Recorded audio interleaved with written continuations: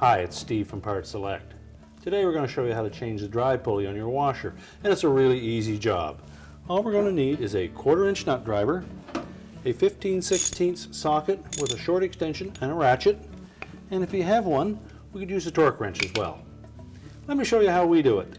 Now to do this repair, we will need to gain access to the back of the washer, so you'll need to disconnect it from the power supply, and probably going to need to remove the fill hoses. So turn off the water supply, remove the fill hoses, and then get some help and pull that washer out where you can actually access the back of it quite easily.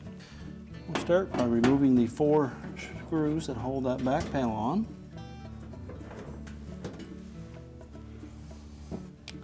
And because we're getting close to some sharp metal edges, I suggest that you put some protective gloves on.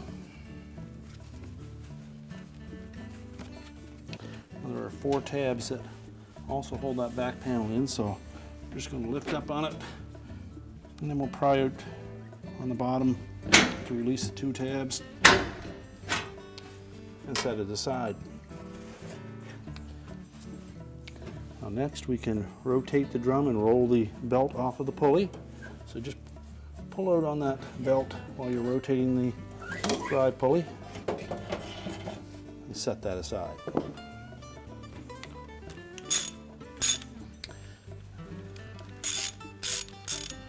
Now next, using the 15/16 socket, we're going to remove that retainer nut, and we're just going to give that a sharp snap with the ratchet just to break it free.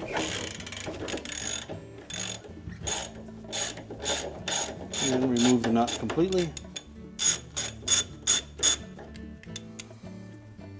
That's a nylock nut. It has a nylon insert on the back end of it that is used to lock the nut in place. And once it's been used once, that is damaged. So we're going to discard the old nut, and we'll use the one that came with the pulley.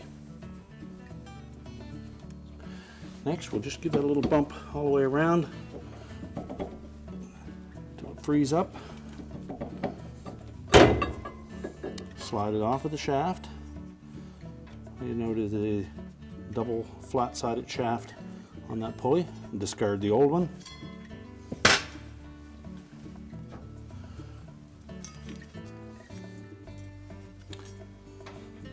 We'll slide the new pulley onto the shaft.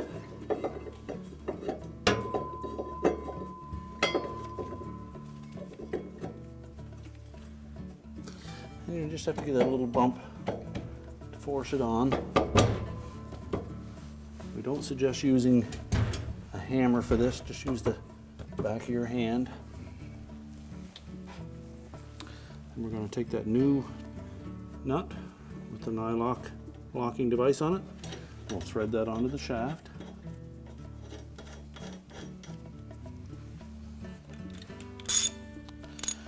Now, using the socket and ratchet, we're going to tighten that nut. And if you don't have a torque wrench, we'll tighten this till it's snug, and then another 1/4 of a turn will approximate the proper torque for that nut.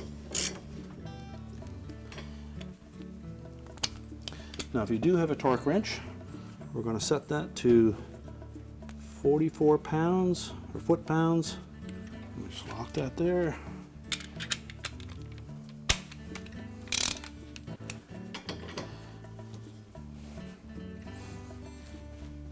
And you can hold that pulley from turning. Just slide a flat screwdriver blade into that opening. Just hold it tight there until our torque is set properly. And we're going to reinstall that belt, groove side against the pulley. So we'll just reach in and wrap it around the pulley as far as the top, and hook the bottom around the drive motor pulley. And then while holding the belt against the large pulley, I'm going to rotate that until it rides all the way up onto the pulley. And then just rotate it a few times until we determine where it's going to center itself, We try to make sure that we get it halfway between the back edge and front edge of the large pulley. And the motor pulley is a grooved pulley, so it will allow us to move that about a 1/16 of an inch per groove. So you can just put a little tension on it as you're rotating it to set it into the next groove.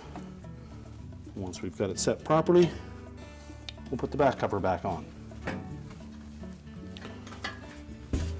We'll just engage the tabs on the back panel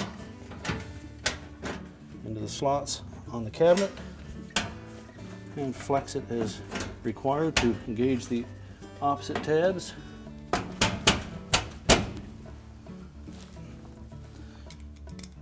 And install the 4 screws. And now we can reposition the washer. All that remains now is to reconnect the fill hoses, plug the washer back in, and our repair is complete. I told you it was an easy job. Thanks for watching, and good luck with your repair.